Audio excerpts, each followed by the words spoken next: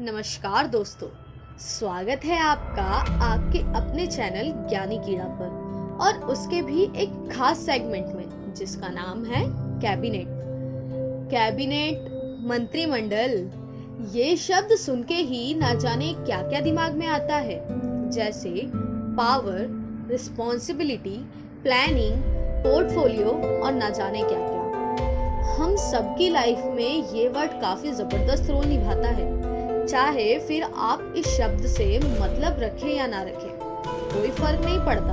Cabinet में रहने वाले लोग ही देश और राज्य की बागडोर को संभालते हैं। हम अपने इस सेगमेंट में बात करेंगे यूनियन कैबिनेट की। यहाँ हम हर वो व्यक्ति से जुड़ी बात करेंगे जो इस कैबिनेट से ताल्लुक रखता हो, उनके पोर्टफोलियो की, क्वालिफिकेशन की, फैमिली बैकग्राउंड की, जिम्मेदारियों की और उनसे जुड़े हुए कुछ इंटरेस्टिंग किस्सों की। हम आपके लिए कई एपिसोड में ये सब किस्से लेकर आएंगे, क्योंकि कैबिनेट में रहने वाले लोगों की लिस्ट काफी लंबी है। तो सबसे पहले हम आज के एपिसोड में बात करेंगे देश के मुखिया की, यानी हमारे और आपके प्रधानमंत्री की।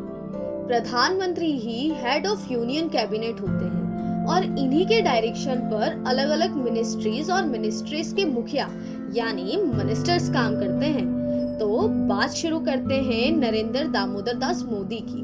नरेंद्र मोदी भारत के 14वें और 15वें प्रधानमंत्री के तौर पर शपथ लेने वाले वो व्यक्ति हैं जो अपने आप को प्रधानमंत्री नहीं बल्कि प्रधान सेवक बुलाना ज्यादा पसंद करते हैं। नरेंद्र मोदी का जन्म 17 सितंबर 1950 को वडनगर, तब के बॉम्बे स्टेट और आज के गुजरात में हुआ था। नरेंद्र बचपन में अपने पिताजी को एक चाय की दुकान चलाने में मदद करते थे। नरेंद्र की हाई स्कूल के समय ही उनकी शादी जसोदाबेन चिमनलाल मोदी जी से कर दी गई थी, लेकिन उन्होंने अपने वैवाहिक जीवन को ना चुनते हुए अपने खुद की राह को चुनना ज्यादा पसंद किया और जल्द ही अपना घर छोड़कर चले गए।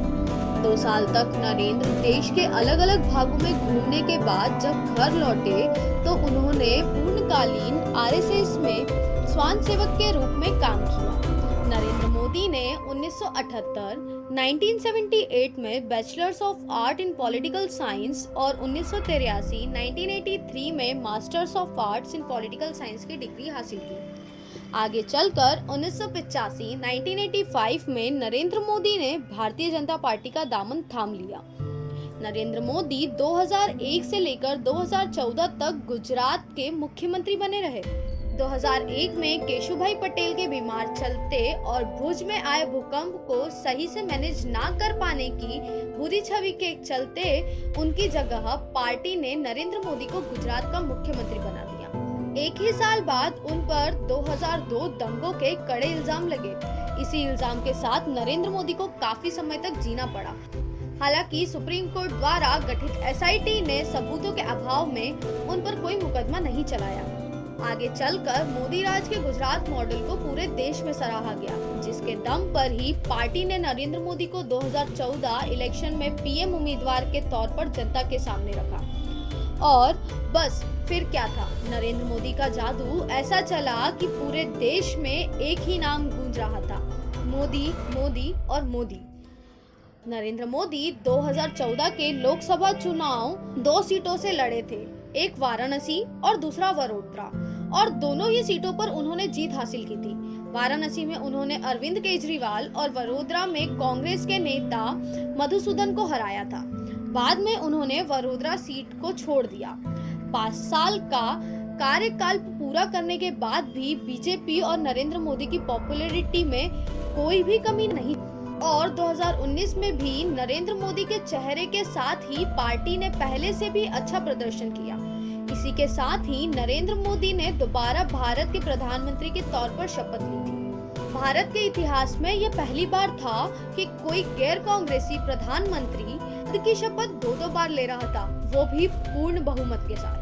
प्रधानमंत्री बनने के बाद नरेंद्र मोदी सरकार द्वारा स्वच्छ भारत मिशन, उज्ज्वला योजना, जनधन योजना, आयुष्मान भारत योजना, मेक इन इंडिया प्रोग्राम, प्रधानमंत्री आवास योजना के साथ साथ आर्टिकल 370, राम मंदिर, जम्मू एंड कश्मीर और लद्दाख को यूनियन टेरिटरी बनाए जाने और हाल ही में शुरू की गई आत्मनिर्भर भारत विषयों पर काफी चर्चा में रही।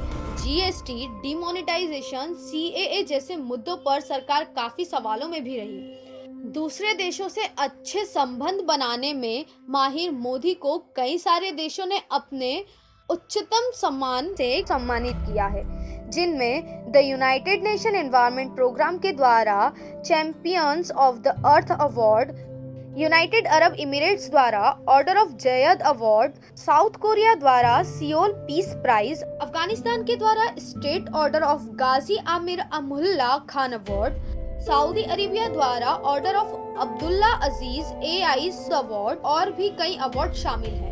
अगर देश सुरक्षा की बात करें तो नरेंद्र मोदी ने अपने कार्यकाल में surgical strike, Balakot air strike, Doklam face off का भी नेतृत्व किया है। प्रधानमंत्री के बारे में करने को कई सारी बातें हैं, क्योंकि नरेंद्र मोदी कोई भी मौका नहीं छोड़ते मीडिया में छाए जाने का, चाहे फिर वो पॉलिसी को लेकर हो या किसी बिल को लेकर। अपने सरप्राइजिंग एलिमेंट के कारण वे टीवी पर छाए रहते हैं। एकदम रॉकस्टार की तरह शो दिखाते हैं मोदी अपना। आज के एपिसोड में नरेंद्र मोदी के बारे में बस इतना ही। उम्मीद करते हैं आपको ये बातें दिलचस्प लगी होंगी, और अगर ये बातें आपको वाकई में दिलचस्प लगी हैं तो प्लीज लाइक करें इस वीडियो को, शेयर करें और हमसे ऐसे ही जुड़े रहने के लिए चैनल को जरूर सब्सक्राइब करें और बेल आइकन दबाना ना भूलें। फिर जल्द ही मुलाकात होगी आपसे हमारे सेगमेंट कैबिनेट के अगले एपिसोड में, और बात करेंगे यूनियन कैबिनेट के एक और पावरफुल मंत्री की। तब तक के लिए हम आपसे यही विदा लेते हैं। नमस्कार।